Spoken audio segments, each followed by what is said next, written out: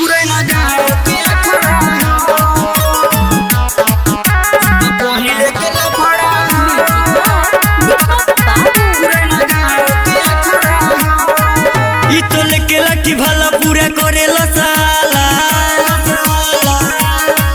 ई तो लेके लाठी भाला पूरा करेला सोहाला गाँव देखो ही में खचड़ा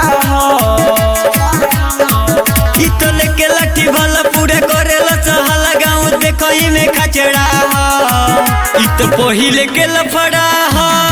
पुराना गाँव के अखड़ा ई तो पहिले के लफड़ा पुराना गाँव के अखड़ा पुराना गाँव के अखड़ा ई तो पहिले के लफड़ा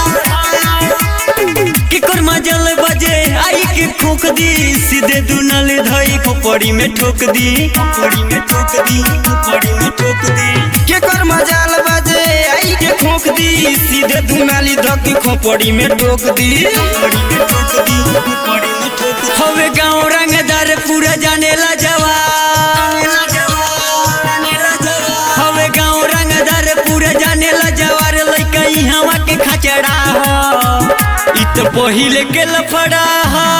पुराना गाँव के अखड़ा ई तो पहिले के लफड़ा पुराना गाँव के अखड़ा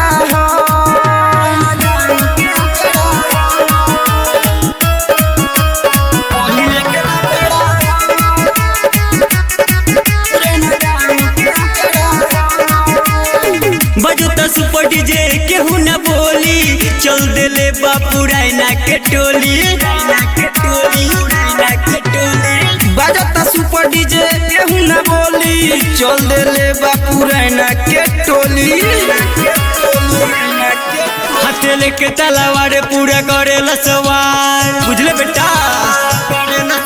हाथे लेके तलवार पूरा करेला सवार प्रकाश गुड्डू भी खचड़ा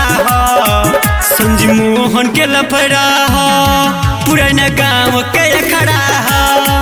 ई तो पहिले के लफड़ा पुराना गाँव के अखड़ा